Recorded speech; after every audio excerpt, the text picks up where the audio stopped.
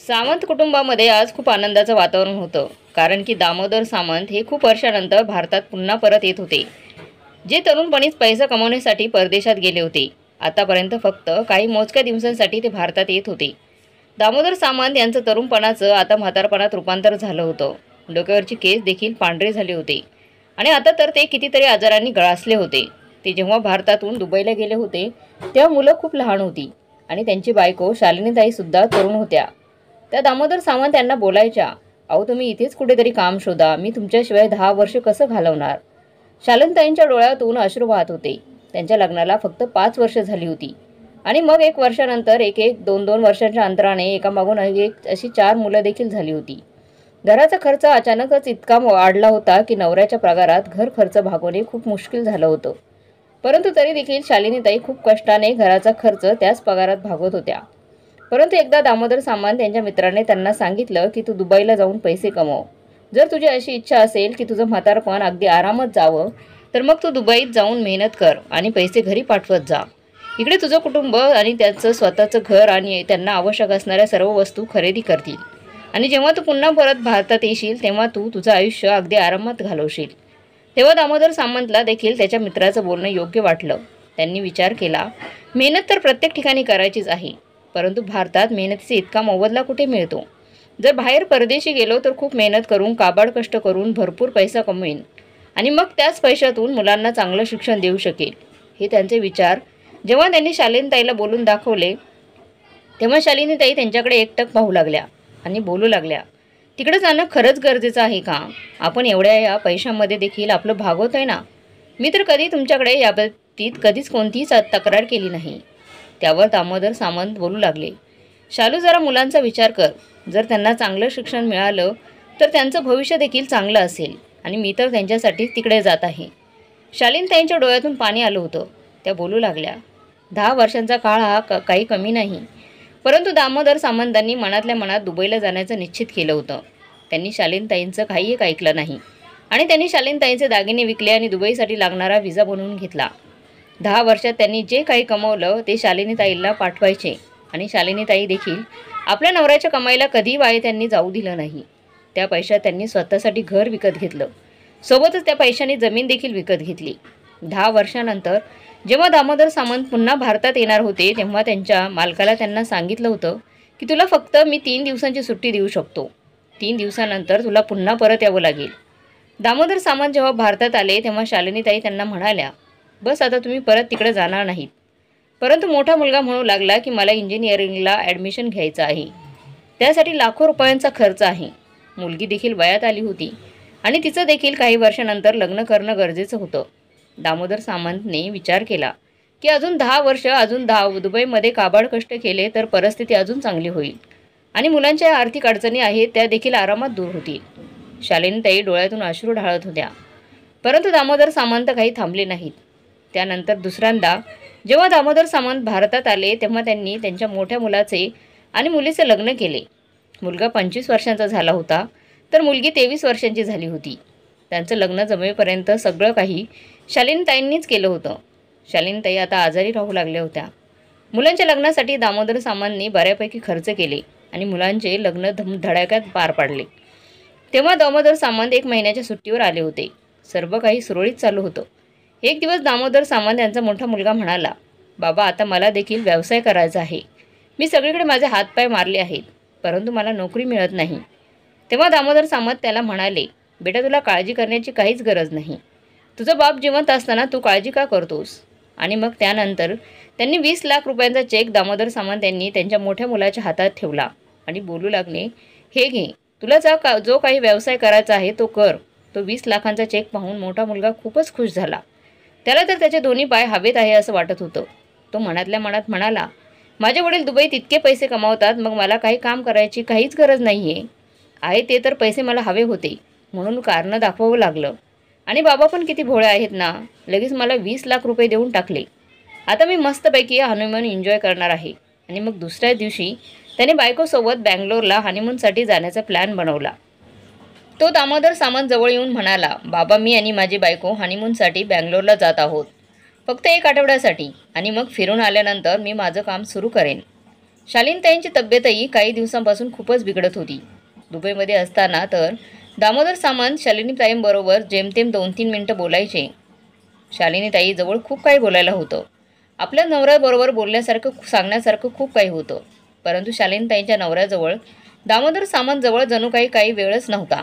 मुलाला पैसे देऊन ते थोडे निवांत झाले होते आणि विचार करू लागले की चला चांगलं आहे, माझा मुलगा स्वतःचा व्यवसाय करणार आहे आणि त्यामुळे तो भारतामध्ये आरामात त्याचं आयुष्य घालवू शकतो. परंतु दुसऱ्या दिवशी मुलगी सासरच्या घरीवरून तिच्या माहेरी रडत रडत आली आणि म्हणू लागली, माझ्या सासरच्या लोकांनी मला टोमणे मारून मारून अगदी नकोसे केलं आहे. ते बोलत आहे की तुझा बाप दुबईवरून खूप सारा पैसा कमावून आला आहे. मग असं असताना आमच्या मुलाला एखादी गाडी खरेदी करून दिली असती तर तुमचं काय मोठं नुकसान झालं असतं का? आम्ही तर तुझ्यासोबत यासाठी आमच्या मुलाचं लग्न लावून दिलं होतं की तुझा बाप दुबईमध्ये जाऊन पैसे कमवतोय आणि मग त्यामुळे स्वतःच्या मुलीला ट्रक भरून स्वतः दागिने असं काही देईल तो. परंतु आमची तर खूपच निराशा झाली आहे. मुलीचं बोलणं ऐकून दामोदर सामंतने मुलीला शांत केलं. त्यांच्या अकाउंटमध्ये आता फक्त 10 लाख रुपये शिल्लक होते आणि त्यांनी ते पैसे स्वतःसाठी ठेवले होते, जेणेकरून उतारवयात त्यांना त्यांच्या गरजेच्या वेळी उपयोगी पडतील. बाकीचे पैसे तर त्यांनी सर्व काही भारतामध्ये पाठवले होते. शालिनीताईंचा मुलगा लगेचच शालिनीताईंकडून सगळे पैसे घ्यायचा आणि बोलायचा, आई तू काय करणार आहे या पैशांचं? घरातला खर्च मी सांभाळेन. आणि ते सर्व पैसे तो त्याच्या आयुष्य आरामात उडवायचा. मुलीच्या डोळ्यातील अश्रूत पाहून दामोदर सामंतचं हृदय तिळतिळ तुटत होतं. ते बोलू लागले, बेटा तू रडणं बंद कर, मी उद्या तुझ्या नवऱ्यासाठी गाडी घेऊन देतो. 10 लाख रुपयांची गाडी दुसऱ्या दिवशी दामोदर सामंतने जावयासाठी गाडी घेऊन दिली. तेव्हा कुठे जावयाचा मूड थोडा चांगला झाला. मुलीच्या चेहऱ्यावर देखील हसू आलं आणि ते पाहून दामोदर सामंतला देखील बरं वाटलं. परंतु दामोदर सामंतांचा खिसा आता पूर्णपणे रिकामा झाला होता. एक दीर्घ श्वास त्यांनी घेतला आणि मग पुन्हा एकदा स्वतःचा व्हिसा बनवला आणि दुबईसाठी अप्लाय केलं. यावेळी शालिनीताईंचं मन आणि बुद्धी दोघेही दामोदर सामंतला पुन्हा दुबईला जाण्यासाठी परवानगी देत नव्हतं. शालिनीताई बोलू लागल्या, अहो बस करा, मुलांची इच्छा पूर्ण करता करता तुम्ही बायकोला पूर्णपणे दुर्लक्षित केलं आहे. मला आता उरलेलं आयुष्य तरी तुमच्यासोबत घालवू द्या. प्रत्येकजण आपापल्या आयुष्यात व्यस्त आहे. कुणीही माझ्याजवळ बसत देखील नाही. मला तुमची गरज आहे. यावेळेला तुम्ही जाऊ नका. तेव्हा दामोदर सामंत बोलू लागले की बस शेवटची वेळ, मला या वेळेला जाऊ देत. आपली लहान मुलगी देखील मोठी होत आहे. तिच्या हुंड्याचा देखील बंदोबस्त करावा लागेल. याचा विचार करतोय. या वेळेला लहान जावायला आधीपासूनच गाडीची चावी देईल. आपली मोठी मुलगी जेव्हा रडत रडत माहेरच्या दारापाशी आली होती ते बघवलं नाही मला. ते माझ्या लहान मुलीसोबत होऊ नये म्हणून मी अगोदरच तयारी करून ठेवीन.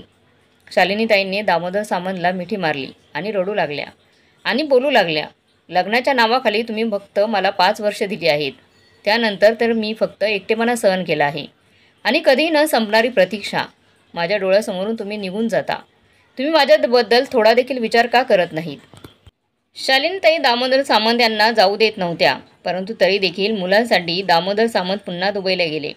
परंतु त्यांना हे ठाऊक नव्हतं की काही वर्षानंतर जेव्हा ती हे बातमी ऐकतील, ती बातमी त्यांच्या हृदयाचे तुकडे तुकडे करणार होती. त्यांना दुबईला येऊन फक्त 2 वर्ष झाली होती की तेवढ्यातच मुलाचा फोन आला. मुलगा रडत रडत बोलत होता, बाबा आई आपल्याला सोडून गेली आहे. मुलांचे हे बोलणं ऐकताच दामोदर सामंतच्या हातातून फोन खाली पडला. त्यांना वाटलं जणू काही त्यांचा श्वासच थांबला आहे. त्यांच्या कानात आता फक्त शालिनीताईंचे हुंदके ऐकू येत होते. मागच्या वेळेला ती फक्त रडत होती आणि बोलत होती, अहो तुम्ही जाऊ नका. या वेळेला मला तुमचा हा दुरावा सहन होणार नाही. मी खूप थकले आहे तुमची वाट पाहून पाहून. मला आयुष्यात ऐशो आराम नको आहे. मला फक्त तुमची सोबत पाहिजे.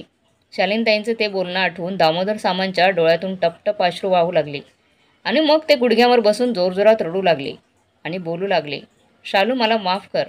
मुलांच्या इच्छांसाठी आणि गरजांसाठी मी तुझ्या हक्कांपासून नेहमीच लांब ठेवलं, दूर ठेवलं. मी विचार केला होता की मुलं मोठी होतील, त्यांचा व्यवसाय करतील, तेव्हा मी माझं म्हातारपण तुझ्यासोबत आनंदाने घालवीन. परंतु कदाचित मेहनत कष्ट माझ्या नशिबातून अजून गेलेच नाही. या थकणाऱ्या प्रवासात तुम्हाला का सोडून गेली शालू? परंतु दामोदर सामंतचे पश्चातापाचे अश्रू शालिनीताईला आता परत आणू शकत नव्हते. ते जसे भारतात पोहोचले तेव्हा बायकोची अंत्ययात्रा तयारच होती. बायकोचा चेहरा बघण्यासाठी, तिच्यासोबत बोलण्यासाठी त्यांना फक्त 5 मिनिटच मिळाली. आज दामोदर सामंत जवळजवळ खूप वेळ होता, परंतु शालिनीताई जवळ बिलकुलही वेळ नव्हता. दामोदर सामंत शालिनीताईंच्या मृतदेहाला मिठी मारून जोरजोरात रडत होते आणि म्हणत होते, मला माफ कर, मी तुला नाराज करून गेलो होतो. विचार तर हाच केला होता की जेव्हा पुढच्या वेळेला येईल तेव्हा तुझ्या सगळ्या तक्रारी मी दूर करेन, परंतु तू तर माझ्यावर खरोखरच रागवलीस शालू. तुझा राग घालवण्याचा मला फक्त एक चान्स तरी द्यायचा होता ना.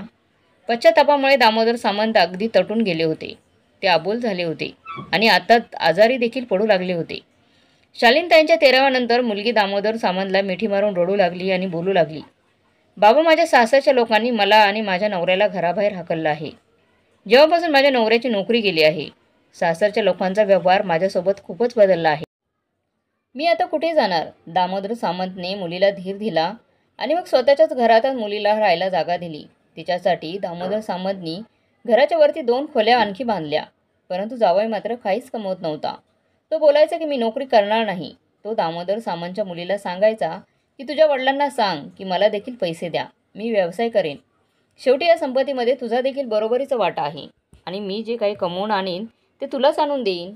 तर दुसरीकडे जेव्हा मुलाला पाहिलं की आईचा तेरावा होऊन 10 दिवस उलटले तरी देखील आपला बाप दुबईला जाण्याचं नाव घेत नाही. उलट रोजच आईच्या फोटोजवळ बसून रडतात ते. तेव्हा एके रात्री तो वडिलांजवळ गेला. सुरुवातीला तो इकडच्या तिकडच्या गप्पा मारू लागला. त्यानंतर दामोदर सामंतला विचारलं, बाबा, तुम्ही दुबईला कधी जाणार आहात? त्यावर दामोदर सामंत बोलू लागले की मी आता दुबईला जाणार नाही. आधीपासून तुझी आई माझ्यावर रुसून गेली आहे. वडिलांचं हे बोलणं ऐकून मुलगा दामोदर सामंतला धीर देऊन बोलू लागला की देवाच्या पुढं आपलं काहीच चालत नाही बाबा. देवाने आईला बोलवलं त्यामुळे आई निघून गेली. परंतु तुम्ही आता इथे असे राहून काय करणार आहात? मी तर स्वतः कंगाल झालो आहे. माझ्याकडे आता काहीच पैसे नाहीत. मुलांचं बोलणं ऐकून दामोदर सामंत हैराण होऊन त्याच्याकडे पाहू लागले आणि बोलू लागले, मी तर तुला 20 लाख रुपये दिले होते व्यवसाय करण्यासाठी. त्यावर तो मुलगा म्हणाला की मी व्यवसाय तर सुरू केला होता, परंतु त्यानंतर आई आजारी पडली आणि मग आईच्या आजारपणावर माझा पैसा पाण्यासारखा खर्च झाला. हे बोलताना मुलाने आपली भाषा थोडी बदलली होती. तर दामोदर सामंत बोलू लागले की जर शालिनी एवढी आजारी होती तर तुम्ही मला सांगितलं का नाही? त्यावर तो मुलगा अडखळतच बोलू लागला, बाबा, तुम्ही दूर होतात, तिकडे परदेशात होतात, तुम्हाला आम्ही कसं त्रास देणार होतो? दामोदर सामंत बोलू लागले की माझ्याजवळ आता जास्त काही पैसे नाहीत. त्यावर तो मुलगा बोलू लागला, बाबा, तुम्ही आमच्यावर उपकार करा, पण दुबईला जा आणि मग तिथे गेल्यावर मला लगेचच पैसे पाठवा. यावेळी मी खूप मेहनत करेन आणि तुम्हाला कमवूनच दाखवेन. दामोदर सामंतने एक नजर आपल्या मुलावर टाकली आणि त्यानंतर दीर्घ श्वास घेतला. दामोदर सामंतमध्ये तर मनामध्ये पक्क केलं होतं की ते पुन्हा दुबईमध्ये परत जाणार नाही.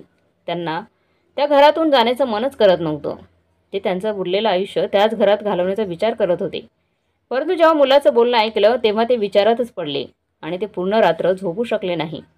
दुसऱ्या दिवशी सकाळीच वरून मुलीचा आणि जावयाचा भांडण्याचा आवाज येऊ लागला.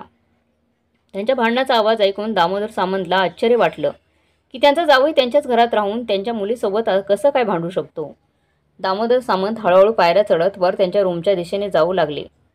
जावई आणि मुलीच्या रूममध्ये पोचण्यासाठी काही पायऱ्या शिल्लक राहिल्या होत्या की इतक्यातच त्यांच्या कानावर जावयाचा आवाज आला. जावई बोलत होता की तुझा बाप अजूनही मला पैसे का देत नाही? तो मला जेव्हा काही पैसे देईन तेव्हाच मी तरी काहीतरी वान सामान घेऊन येईन. माझ्या खिशात तर आता 1 रुपया देखील शिल्लक नाही. तुझ्या बाबाला तर आपली काहीच काळजी नाही. जे काही पैसे असतील ते फक्त स्वतःच्या मुलाच्या हातावर ठेवतो तो. जर तुझी इतकी काळजी असती तर ते आत्तापर्यंत त्याने माझ्या हातावर पैसे ठेवले असते आणि मग त्यामुळेच मी माझा व्यवसाय सुरू करू शकलो असतो. तो जाणून बुजून मला कमीपणा आणतोय. मुलीने जेव्हा हे त्यांचं बोलणं ऐकलं तेव्हा ती रडू लागली आणि बोलू लागली की त्यांनी आपल्याला त्यांच्या घरात ठेवलं आहे ना, मग अजून त्यांनी काय केलं पाहिजे? सारखं सारखं माझ्या वडिलांकडून असं पैसे मागणं मला बरं वाटत नाही. दामोदर सामंतने जेव्हा मुलीचं आणि जावयाचं हे बोलणं ऐकलं तेव्हा ते विचारातच पडले आणि त्यांच्या छातीत अचानक दुखू लागलं. त्यांच्या डोक्यात खूप सारे विचार चालू होते. एकीकडे तर त्यांची बायको शालिनी त्यांना सोडून गेली होती आणि दुसरीकडे त्यांच्या मुलाचं कालचं बोलणं आणि आज मुलीचं आणि जावयाचं भांडण. ते पुन्हा त्यांच्या खोलीत परत आले. त्यांनी नाश्ता देखील केला नव्हता. फक्त दीर्घ श्वास घेत होते आणि कितीतरी वेळ फक्त वर छताकडे पाहत होते. काही तासानंतर जेव्हा ते खोलीतून बाहेर आले तेव्हा बोलू लागले की मी परवा रात्री पुन्हा दुबईला परत जात आहे. मुलांनी जेव्हा त्यांच्या वडिलांचं बोलणं ऐकलं तेव्हा त्यांच्या आनंदाला पारावर उरला नाही. ते खूप खुश होते की आपला बाप पुन्हा एकदा कमावणारी मशीन बनणार आहे आणि मग महिन्याला लाखो रुपये त्यांच्या अकाउंटला येत जातील. कुणी आपल्या वडिलांचा आजारपणाकडे पाहत नव्हतं. सर्वांना फक्त पैशांचंच देणं घेणं होतं. दामोदर सामंत तर फक्त त्यांच्या मुलांकडे केविलवाणी नजरेने पाहत होते. त्यांची फक्त हीच इच्छा राहिली होती की त्यांची मुलं त्यांच्यासोबत प्रेमाने वागतील. मुलंही खरंच त्यांच्याशी खूप प्रेमाने वागत होती. शेवटी जाण्याचा दिवस उजाडला. रात्री जेव्हा त्यांचा मुलगा त्यांना एअरपोर्टवर सोडण्यासाठी आला तेव्हा तो म्हणाला की बाबा, पहिला पगार भारतात पाठवा, जेणेकरून मी माझा व्यवसाय सुरू करेन. दामोदर सामंत यांना कळून चुकले की सर्वांना फक्त पैशांची लालसा आहे. कुणी आपल्या आजारी वडिलांच्या चेहऱ्याकडे पाहत नाही. यावेळी दामोदर सामंत दुबईला गेले तेव्हा ते खूप जास्त मेहनत करू लागले. त्या आधीपेक्षा जास्त डबल इथे काम करू लागले. त्यांचं म्हणणं होते की या फेरीला खूप जास्त मेहनत करून, डबल मेहनत करून खूप सारे पैसे भारतात घेऊन जाईल आणि मग पुन्हा इथे कधी येणार नाही. ते जिथे 8 तासांची ड्युटी करायचे तिथे ते 12 ते 16 तास काम करू लागले. अतिरिक्त कामामुळे त्यांची तब्येत आता आणखीनच खराब राहू लागली. परंतु असं असतानाही त्यांनी हार मानली नाही. प्रत्येक महिन्याला लाखो रुपये ते भारतात पाठवू लागले आणि सांगायचे की हे पैसे साठवून ठेवा आणि स्वतःचा व्यवसाय सुरू करा. काही वर्षातच मी पुन्हा भारतात येत आहे आणि मग तिथेच राहणार आहे. मी जेव्हा कधी भारतात पुन्हा परत येण्याचा विचार करायचं तेव्हा त्यांची मुलं काही ना काही इच्छाच त्यांना सांगायचे आणि काहीतरी कारणं सांगायचे की या वस्तूची गरज आहे, त्या वस्तूची गरज आहे, ह्या मशीनची गरज आहे. ते कधी सांगायचे की हा आमचा व्यवसाय हातात तोट्यात चालला आहे, आम्हाला एवढं नुकसान झालं आहे. कधी हे तर कधी ते. मुलांची अडचण ऐकून ते देखील काळजीत राहू लागायचे. डोक्यावरची केस आता पांढरी होऊ लागली. दाढी तर केव्हाचीच पांढरी झाली होती.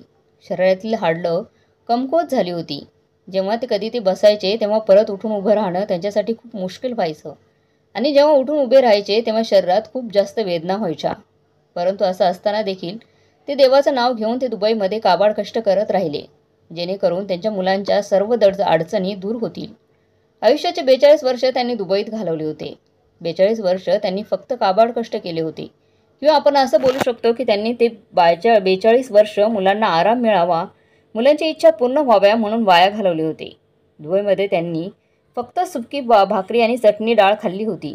ते पैसे वाचवण्यासाठी पुरेपूर प्रयत्न करायचे. जेव्हा अगदी खूप साऱ्या महिन्यांनी त्यांची खूप चटपटीत खायची इच्छा व्हायची तेव्हाच ते हॉटेलमध्ये जाऊन चांगलं काहीतरी चमचमीत खायचे. नाहीतर त्यांनी कधीही नाश्त्याच्या वेळेला हॉटेलमधून कधीच काही मागवलं नव्हतं. तर इकडे मात्र भारतात त्यांची मुलं त्यांचं आयुष्य अगदी ऐशोआरामात आनंदात घालवत होते. दामोदर सामंत आता म्हातारे झाले होते. ते आता आधीसारखं काम करू शकत नव्हते. त्यामुळेच ते ज्या मालकाकडे काम करायचे त्याने आता दामोदर सामंतला रिटायर्ड करायचं ठरवलं. तो आता दामोदर सामंतकडून जास्त काही काम करून घेत नव्हता. एके दिवशी त्या मालकाने दामोदर सामंतला त्याच्याजवळ बोलवलं आणि छोटीशी रक्कम दामोदर सामंतकडे दिली. कारण की मागच्या 42 वर्षापासून दामोदर सामंत त्या मालकाकडे काम करत होते आणि आता त्या मालकाची मुलं त्यांचा तो व्यवसाय सांभाळत होते. तो मालक त्या कंपनीत आला आणि दामोदर सामंतकडे 50 लाख रुपयांचा चेक दिला आणि बोलू लागले की माझ्याकडून हे छोटंसं गिफ्ट आहे तुला. हा चेक तू घेऊन भारतात जा आणि उरलेले आयुष्य तुझ्या बायको मुलांसोबत अगदी आनंदात घालव. दामोदर सामंतनी जेव्हा तो चेक पाहिला तेव्हा त्यांच्या डोळ्यात अश्रू आले. ते आता रिटायर झाले होते. त्यांनी एक नजर आपल्या शरीरावर टाकली आणि मग त्या चेकवर टाकली आणि मग त्याच वेळेला त्यांना शालिनीची खूप आठवण आली. कदाचित जर आज त्या जिवंत असत्या तर ते तिला आनंदाने सांगू शकले असते की ते आता भारतात कायमचे परत येत आहेत. दामोदर सामंतची मुलं तर दामोदर सामंतला फक्त पैशांसाठीच फोन करायचे. ते देखील एखादं मिनिटच बोलायचे. दामोदर सामंतने अगदी आनंदाने त्यांच्या मुलांना घरी फोन केला, परंतु कुणीही त्यांचा फोन रिसीव्ह केला नाही. ते मुलांना सांगू इच्छित होते की ते पुन्हा भारतात येत आहेत, परंतु जेव्हा कुणी फोन रिसीव्ह केला नाही तेव्हा त्यांनी स्वतः भारतात येऊन सर्वांना सरप्राईज देण्याचं ठरवलं. त्यांनी त्यांचं सर्व सामान गोळा केलं आणि पुन्हा भारतात परत आले. जेव्हा एअरपोर्टवर पोहोचले तेव्हा मुलांना फोन करून सांगितलं की मी भारतात परत आलो आहे. माझी नोकरी आता संपली आहे. मी रिटायर झालो आहे. सगळे खूप खुश होते. मुलं आणि मुली सर्वजण घरात जमा झाले होते. सर्वांनी दामोदर सामंतच्या आवडीचे जेवण बनवलं आणि दामोदर सामंतची वाट पाहत होते. 2 मुलं एअरपोर्टवर गेले आणि दामोदर सामंतला घरी घेऊन आले. घरी येऊन जेव्हा दामोदर सामंतने आपल्या मुलांसोबत नातवांना पाहिलं तेव्हा त्यांच्या चेहऱ्यावर हसू उमटलं. कमी होती ती फक्त शालिनीची. शालिनीताईंच्या आठवणीने दामोदर सामंतच्या डोळ्यात अश्रू आले होते. जर आज शालिनी इथे हजर असती तर किती चांगलं झालं असतं. त्यांची लहान मुलगी पण तिच्या सासरच्या घरी खूप खुश होती. त्या दिवशी ती आपल्या वडिलांसोबत राहिली आणि मग रात्री जेवण झाल्यानंतर तिच्या नवऱ्यासोबत तिच्या सासरी परत गेली.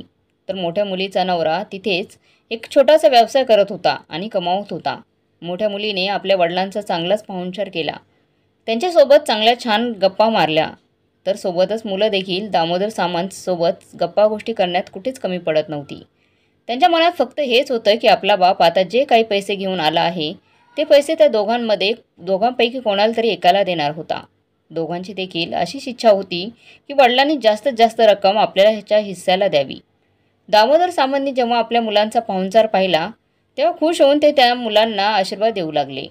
2-3 दिवस अगदी आरामात आनंदात गेले आणि मग त्यानंतर दामोदर सामंतने डॉक्टरकडे जाऊन चेकअप करून घेतले, जेणेकरून त्यांच्या हाडांना जरा मजबूत येईल.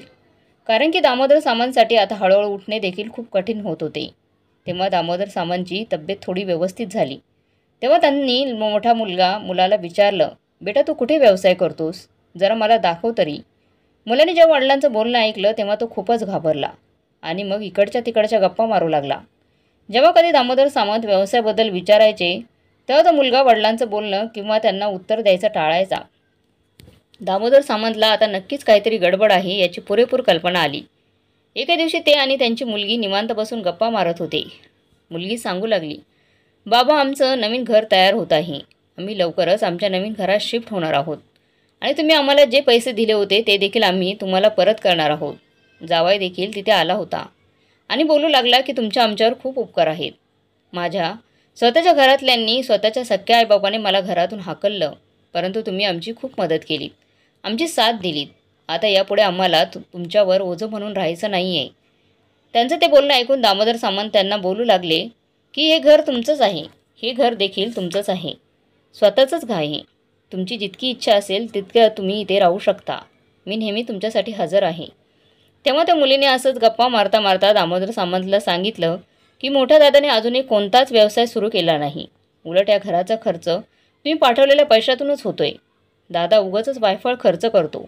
तो त्याच्या बायकोची आणि मुलाची इच्छा पूर्ण करण्यासाठी त्यांनी सांगितलेली रक्कम सगळी त्यांना देतो. दामोदर सामंतने आपल्या मुलीचे हे बोलणं ऐकलं तेव्हा त्यांना खूप मोठा धक्का बसला. ते अगदी स्वतःच्या पोटाला चिमटा घेऊन हे पैसे भारतात पाठवत होते, जेणेकरून मुलगा चांगला व्यवसाय सुरू करेल. आजपर्यंत जर हिशोब मांडला तर त्यांनी आजपर्यंत करोडो रुपये मुलाच्या हातावर ठेवले होते. जर मुलांनी ठरवलं असतं तर त्या पैशांचा चांगला उपयोग करून महिन्याला लाखो रुपये त्यांनी कमवले असते. ही गोष्ट दामोदर सामंतच्या मनाला खूप लागली होती. मुलगी आणि जावई त्यांचं नवीन घर पाहण्यासाठी तिथून निघून गेले. नंतर दामोदर सामंत मात्र मनातल्या मनात मुलांवर खूपच रागू लागले. त्यांना असं वाटू लागलं जणू काही 42 वर्षांची मेहनत अगदी मातीमोल ठरली आहे. काही दिवस असेच निघून गेले.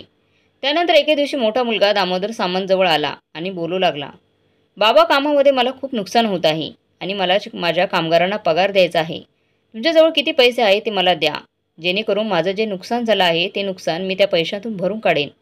दामोदर सामंतने जेव्हा हे ऐकलं तेव्हा ते त्यांच्या मुलाला बोलू लागले, तुला किती रक्कम पाहिजे. दामोदर सामंतचा मुलगा लगेच विचारात पडला आणि मग मुलं बोलू लागला, 10-15 लाख रुपये खूप होतील.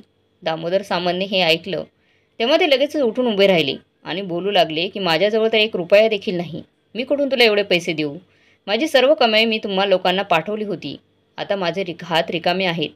मुलाने जेव्हा दामोदर सामंतचे हे बोलणं ऐकलं तेव्हा तो रागाने वडिलांकडे पाहू लागला आणि बोलू लागला, तुम्ही खोटं का बोलताय. असं कसं होऊ शकतं. तुम्ही 42 वर्ष नोकरी केली आहे आणि मग रिटायर होताना तुम्हाला 1 रुपया देखील मिळाला नाही. तुम्ही खोटं बोलताय. परंतु दामोदर सामंतने काहीही ऐकलं नाही. त्यांनी मुलासोबत भांडायला सुरुवात केली की मी लाखो रुपये तुला दिले आणि तू अजूनपर्यंत कोणताही व्यवसाय सुरू केला नाहीस. निघून जा माझ्या खोलीतून. त्यावेळेला तरी ती परिस्थिती निभावून गेली. परंतु दुसऱ्या दिवशी पुन्हा मुलगा त्यांच्याजवळ आला आणि जबरदस्तीने दामोदर सामंतकडे पैशांची मागणी करू लागला. जेव्हा दामोदर सामंतने पैसे देण्यास नकार दिला आणि मुलाची कॉलर पकडून जेव्हा त्याच्या कानाखाली लगावली तेव्हा तो मुलगा देखील खूपच संतापला आणि मग दुसऱ्या क्षणी त्याने दामोदर सामंतची कॉलर पकडली. ते सर्व दृश्यात पाहून दामोदर सामंतचे हृदय जणू बंद पडलं होतं. दामोदर सामंतचा मुलगा त्यांची कॉलर पकडून उभा होता. मुलीने जेव्हा हा गोंधळ ऐकला तेव्हा ती लगेचच खाली आली आणि भावाला मारू लागली. परंतु त्या भावाने स्वतःच्या बहिणीला मारून लांब केलं आणि बोलू लागला, खबरदार माझ्याजवळ जर आलीस तर. इतकं बोलून दामोदर सामंतच्या मुलाने त्याच्या पायातली चप्पल काढली आणि वडिलांना त्या चपलाने मारू लागला. ज्याने 42 वर्ष मुलासाठी त्याचं तरुणपण आणि म्हातारपण काबड कष्टामध्ये घालवलं होतं. आज त्याची परतफेड त्याला अशा प्रकारे मिळत होती. जेव्हा मुलगी काहीच करू शकत नव्हती तेव्हा मुलीने लगेचच तिचा मोबाईल सुरू केला आणि त्याचा व्हिडिओ बनवू लागली आणि लगेच फेसबुकवर अपलोड केला. मुलाने बापाला मारून घरातून बाहेर हकलून लावलं. तो अगदी मोठ्या आवाजात स्वतःच्याच बापाला वाईट साईड बोलत होता. तर दामोदर सामंत मात्र छातीवर हात ठेवून तसेच खाली कोसळले होते. मुलगी वडिलांजवळ पोहोचली आणि त्यांना उठवू लागली आणि छोट्या भावाला सांगू लागली, जा बाबांसाठी पाणी घेऊन ये. परंतु मोठ्या भावाने त्याला घरात येऊ दिलं नाही. भाऊ बोलू लागला, कुणी याला एक घोट पाणी देखील त्याच्या घशाखाली उतरवणार नाही. हा मरतोय तर मरू देत, कंगाल बाप कुठला. हे सगळं चालूच होतं की इतक्यातच खूप साऱ्या लोकांची गर्दी त्यांच्या घरासमोर जमली. सोबतच पोलीस आणि काही समाजसेवक देखील तिथे आले. ते दामोदर सामंतच्या मुलीकडे चौकशी करू लागले. तर ती सांगू लागली की तो व्हिडिओ मीच फेसबुकवर अपलोड केला आहे. माझा भाऊ माझ्या वडिलांना मारत होता. ही बातमी ज्याने ज्याने ऐकली त्यांनी तर अक्षरशः कानावर हातच ठेवले. बोलू लागले, ही तर खूपच जास्त भयानक बातमी आहे. सख्खा मुलगा स्वतःच्या बापाला मारत आहे. पोलिसांनी लगेचच दामोदर सामंतच्या मोठ्या मुलाला ताब्यात घेतलं. दामोदर सामंतच्या मुलीने आणि जावयाने त्यांना दवाखान्यात नेल्यानंतर दामोदर सामंतला हार्ट अटॅक आला होता. कारण की तो प्रसंग त्यांच्यासाठी खूपच भयानक होता. परंतु काही आठवड्यानंतर दामोदर सामंतच्या तब्येतीत सुधारणा होऊ लागली. तेव्हापर्यंत मुलीचं आणि जावयाचं घर देखील तयार झालं होतं. ते लोक त्यांचं जुनं घर सोडून नवीन घरात शिफ्ट झाले आणि मग मुलगी देखील आपल्या वडिलांना घेऊन आपल्या नवीन घरात आली. जेव्हा दामोदर सामंतने आपल्या मुलीचा आणि जावयाचा तो पाहुणचार पाहिला तेव्हा त्यांच्या डोळ्यात अश्रू येऊ लागले. कोणीतरी त्यांच्या मुलांपैकी त्यांच्यासोबत होतं. मरण्याच्या आधी दामोदर सामंतने त्यांच्याजवळ असलेला 50 लाख रुपयांचा चेक केला आणि तो त्यांच्या नातवांच्या नावावर केला. त्यांनी तर त्यांचे सगळे पैसे त्यांच्या मुलींमध्ये आणि नातवांमध्ये वाटून टाकले. तर मुलांना 1 रुपया देखील दिला नाही. तर मग मित्रमैत्रिणींनो, तुम्हाला काय वाटते, या कथेमध्ये चुकीचं कोण आहे? दामोदर सामंत ज्यांनी आपले पूर्ण आयुष्य फक्त मुलांच्या सुखासाठी घालवलं, की त्यांची लालची मुलं ज्यांनी पैशासाठी स्वतःच्याच बापावर हात उगारलाय? तुम्हाला काय वाटते कमेंट बॉक्समध्ये नक्की कळवा. आणि ही जर कथा आवडली तर लाईक, शेअर, सबस्क्राईब नक्की करा.